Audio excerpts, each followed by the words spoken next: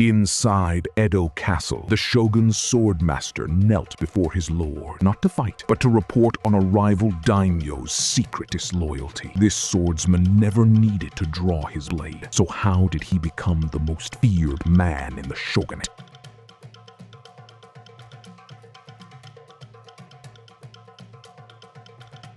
He taught swordsmanship to 3 Tokugawa shoguns.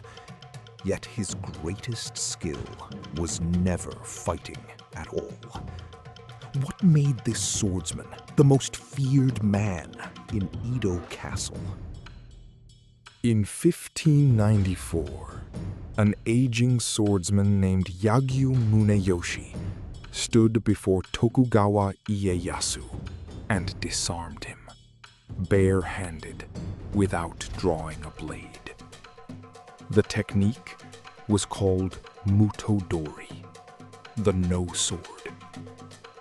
Ieyasu, already one of Japan's most powerful warlords, was stunned. He asked Munenori to become his sword instructor, but Munenori was old. He recommended his 5th son instead, a quiet, watchful young man named Yagyu Munenori. Ieyasu agreed. It was a decision that would shape the next half-century of Japanese politics. Munenori had grown up in Yamato province, trained from childhood in the Yagyu Shinkage-ryu, a sword style built not on brute force, but on reading an opponent's intentions before they moved. At Sekigahara in 1600, he fought for Ieyasu's eastern army, leading a small unit through mountain terrain.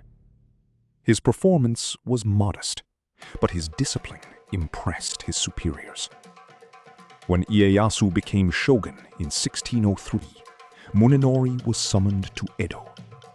He was given a position few swordsmen ever achieved: personal instructor to the most powerful man in Japan.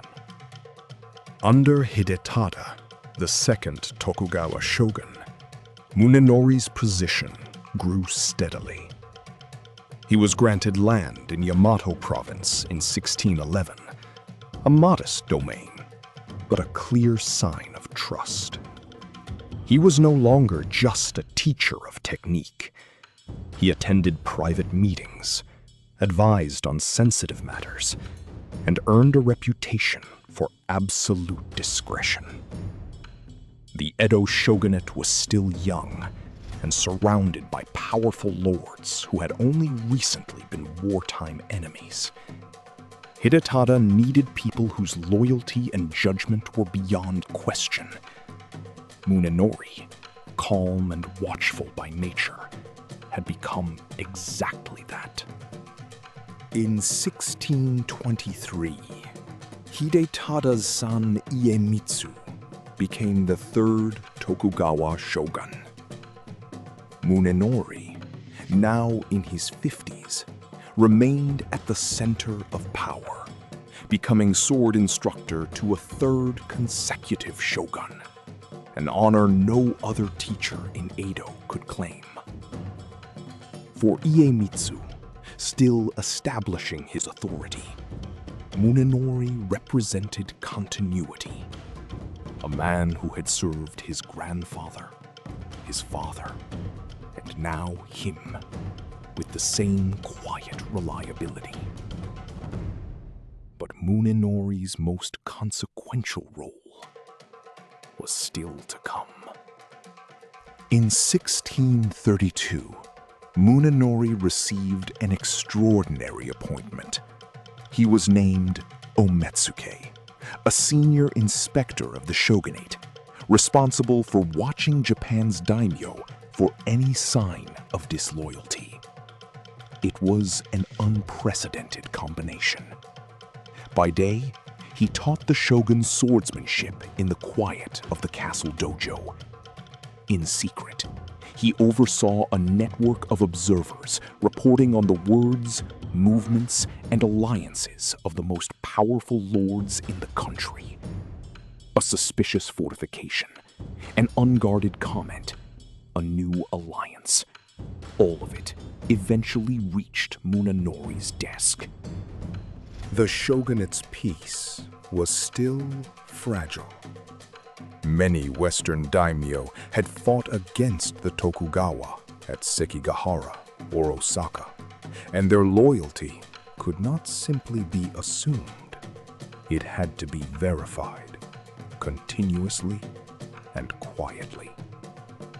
Munenori's agents moved through castle towns and travel routes, noting which lords built new fortifications, which entertained which guests, which spoke too freely at banquets. None of it looked like war. None of it looked like the sword at all. But it was, in its own way, a battlefield, fought with patience and information instead of steel.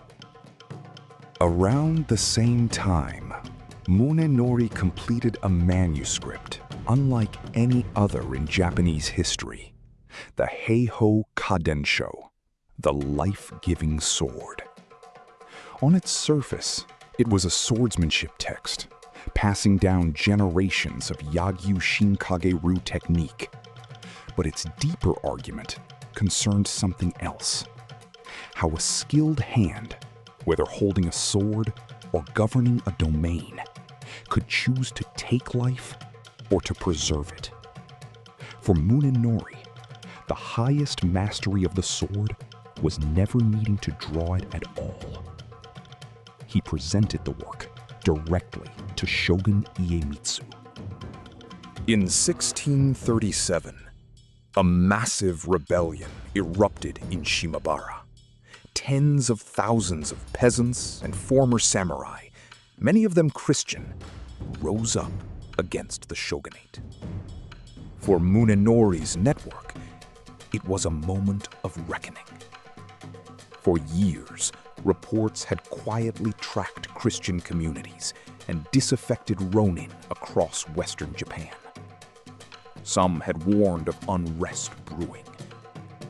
Now, as shogunate forces moved to crush the rebellion, every report Munenori's agents had filed, every name, every rumor, every suspicion, suddenly mattered in ways no one could ignore.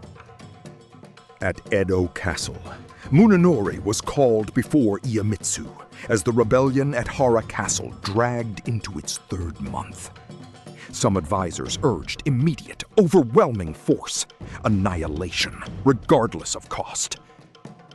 Munenori, now nearly 70, offered a different counsel: patience, encirclement, and the cutting of supply lines to end the siege with minimal further bloodshed on the shogunate's own side. It was the philosophy of the Heiho Kadensho applied to statecraft, using the least force necessary to end a conflict for good. The siege at Hara Castle would end in the spring of 1638, the brutal final chapter of the Shimabara uprising. After Shimabara, Japan changed. The shogunate tightened its borders, restricted Christianity, and entered the long period of relative isolation known as Sakoku. Munenori, now in his late 60s and holding an income of over 12,000 koku, gradually stepped back from the daily demands of court life. He had spent more than 4 decades inside the innermost circles of Tokugawa power, as a swordsman, a teacher, and an intelligence officer, whose true influence few outside the castle ever fully understood. There was a strange duality at the heart of Munenori's life. As a swordsman, his teachings emphasized restraint. The highest skill was avoiding the need to draw a blade at all. As an intelligence officer, His work could end a daimyo's career, or worse, with a single report. He never seemed to see these as contradictions. To Munenori, both roles served the same purpose: preserving peace by controlling the conditions that led to violence before they ever erupted.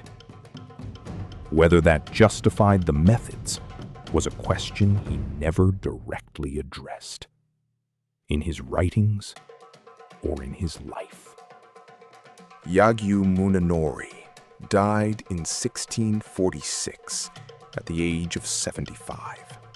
He had outlived the founder of the shogunate, served 3 of its rulers, and helped shape the quiet machinery that kept the Tokugawa peace intact for decades. His eldest son inherited the Yagyu domain. His other sons carried the Shinkage-ryu tradition forward. One of them, Yagyu Munenori, would go on to train the 4th shogun, Ieyatsuna, continuing the family's unbroken role at the heart of the shogunate for yet another generation. The Heiho Kadensho outlived its author by centuries.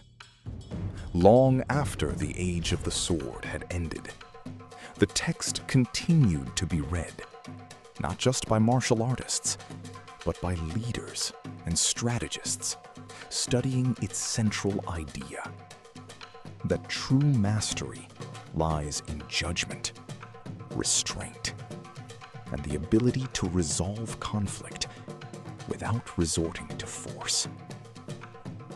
Munenori's sword technique is remembered by specialists. His philosophy of the sword that gives life became something far broader, a way of thinking about power itself. There is no statue of Yagyu Munenori in a famous battle pose. No legendary duel bears his name. His historical footprint is quieter: a name in shogunate records, a martial arts lineage, a philosophical text. Yet for nearly 50 years, very little happened at the highest levels of Tokugawa Japan that Munenori did not in some way see, shape, or influence. He was neither a battlefield hero nor a court schemer in the dramatic sense. He was something the era had rarely produced before: a man whose power lay entirely in being trusted completely. Munenori's role is sometimes compared to that of legendary ninja like Hattori Hanzo, but the comparison only goes so far. Hanzo's world was one of secrecy, infiltration, and the shadows of Sengoku-era warfare. Munenori operated in the open, a recognized officer of the shogunate, his authority backed by law and rank. His power came not from hiding, but from a position so trusted that no one questioned what he reported or how he came to know it. In an era defined by suspicion, Munenori had become the one man everyone believed. Today, the Yagyu Shinkage-ryu is still practiced by a small number of dedicated schools in Japan, preserving techniques and philosophy passed down directly from Munenori's writings. In Yagyu village in Nara Prefecture, the family's ancestral home, visitors can still see the stone where Muneyoshi is said to have demonstrated the no-sword technique centuries ago. The Yagyu name endures, not through monuments to military victory, but through a continuous, living tradition, a thread connecting a quiet 17th century swordsman to practitioners training in the same principles today. Yagyu Munenori never sought the kind of fame that belongs to warriors who win famous battles or duels. His legacy is more difficult to see, and perhaps more difficult to forget once understood. That the quietest people in any system, the ones who watch, who listen, who are trusted with everything and reveal almost nothing, often hold more power than anyone with a sword in their hand. In the shadow of the Tokugawa throne, that was Yagyu Munenori's true mastery. Next time on Samurai Chronicles, a single letter written in defiance of the most powerful man in Japan helped trigger a war that would decide the nation's future. Its author wore a single character on his helmet, the word for love. How did Naoe Kanetsugu's act of defiance against Tokugawa Ieyasu set Japan on the road to Sekigahara? That story is next. In Yagyu village today, the dojo where Munenori once trained still stands, its wooden floors worn smooth by centuries of practice. No monument marks a great victory here, only the quiet continuation of a tradition built on patience, observation, and restraint. It is a fitting resting place for a man who shaped an empire not through conquest, but through trust. If Yagyu Munenori's hidden influence surprised you, subscribe to Samurai Chronicles. New episodes every day. History that doesn't stay buried.